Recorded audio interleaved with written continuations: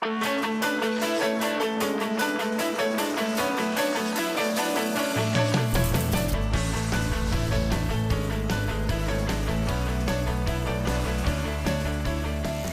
everybody. Welcome. Good to have you with us. Welcome to Ozarks Live. So what'd you do today?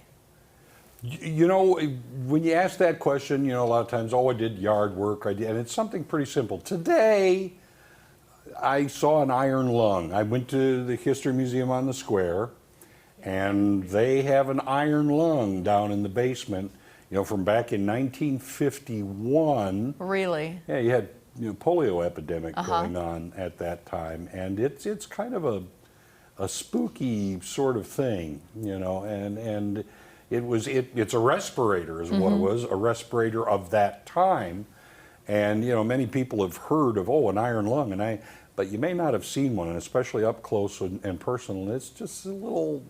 It's unnerving just a little bit. Yeah, I wish we had a picture to show you. He just got back. He's been out most of the day.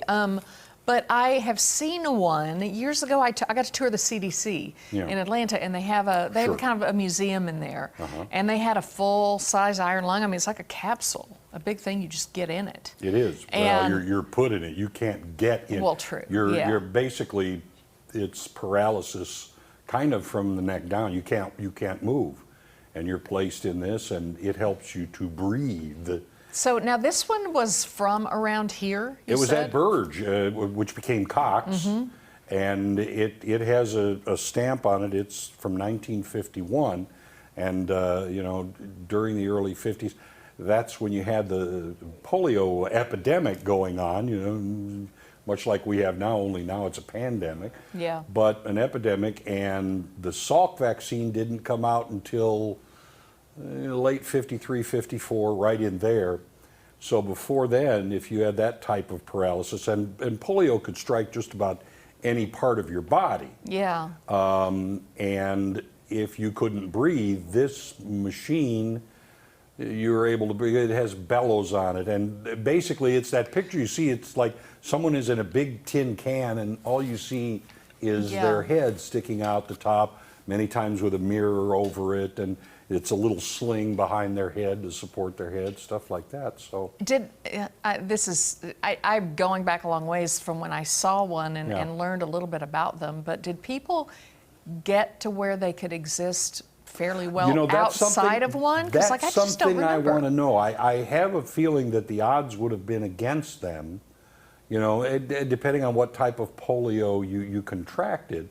I mean, there are people, well, myself, I had polio when I was young, but there are people all around who are still, using crutches or maybe in wheelchairs or can't move some part of their body properly. It's kind of a neuromuscular sort of thing. Yeah. And I don't know what the odds are once you went in of being able to come out, because I don't know exactly where science was at that time. Well, I guess they had this left over and decided a perfect place to put it would be inside the History Museum on the Square, because someone from around here spent a lot of time in that thing. Oh, yes, they had to, because that's where it was. It was at Burge. Yeah. And I believe that the museum had it, lent it to Burge for display, and now it's back at the museum. Got it. Okay. And I went and I talked to John Sellers about it at the museum, so I'll have more on this, in just a little while. The interesting thing, I love the History Museum on the Square. Yeah, You learn me so too. many things. Yeah. All right. Have a great show for you guys today. We've got some more guests here from the upcoming Man Show. Yep. Plus, today is Joy's Book Club. Book Club is back, so you can expect some great book suggestions coming your way. Not to mention, we get to take a step back in history with Mr. John Sellers over at the History Museum on the Square. Different topic this time, though. Okay, but before we get to all that, we're going to show you what's on the radar. And Tom, I'm going to let you start. What you got? Once again, the Caped Crusader comes out of the shadows to help those in need. A stranger disguised as Batman has been seen moving through the streets of Santiago, Chile, delivering food to the homeless. Not only does the Dark Knight wear the costume, but in addition to the traditional cape and cowl, he wears a coronavirus face mask to ensure additional safety to those he gets near. Restrictions in Chile have devastated the economy and brought unemployment there to record levels. And now this Batman is doing his part by bringing a few dozen plates of hot food to those in need throughout the city on a regular basis. Although he does keep his identity secret, which is in true Batman style, Santiago Batman has a message for all of us. Look around you. See if you can dedicate a little time, a little food, a little shelter, a word of encouragement to those who need it. Now that is a hero for you. Very nice. Now, wouldn't that be kind of surreal to be out late at night and come face to face with Batman?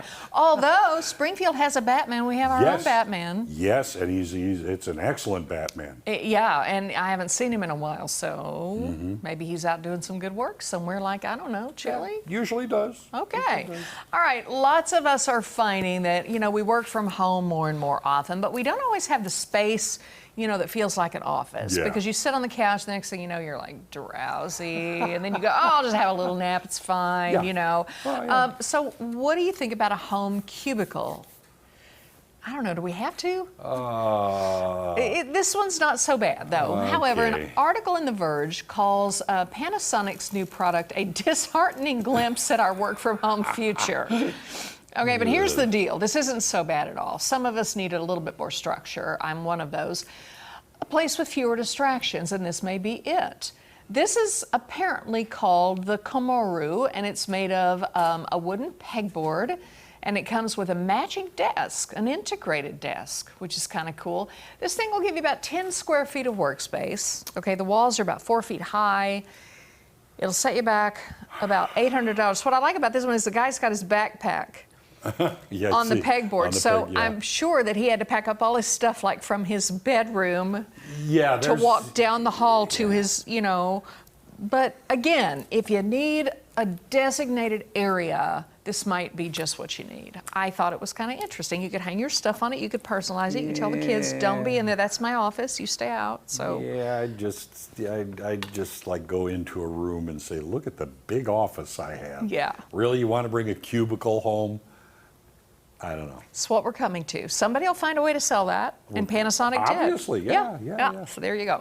All right, now when I first spotted this story, I was a little squeamish, and you probably will be too, but follow it to the end, it turns out okay, all right? A couple of parks in Tokyo are now featuring public toilets. All right, so far so good. But these toilets have transparent walls. You heard that right, see-through walls. There's the squeamish part, huh? Yeah.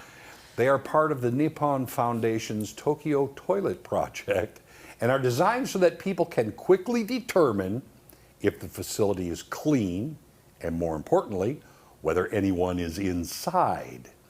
Each building contains a men's toilet, a women's toilet, and a mixed usage toilet. Okay, still kind of freaky though, right? Because you can see through it. Well, that can all change by keeping one simple thing in mind. If you go into the facility, you must remember to lock the door. I mean, sure, you don't want anyone entering while you're inside, but by locking the door, you make the walls go opaque, assuring you of the privacy you probably want. See? Much better now. Can't see through them. Yeah, still trying to kind of figure out what the point of that is, because there's going to be some weirdo that just goes in there and doesn't lock it. Well, yeah, but bars it so you can't get in. Don't trust it. No. Not a good idea. I'm not going in, but I mean, just another one of those things around the world that you go, what? Yeah, just so you know, you heard it here first. All right. Coming up, we've got some great reads coming your way. We do indeed. Joy's Book Club right around the corner, so don't go away, especially since we're talking about cookbooks today. I love a good cookbook. We'll be right back.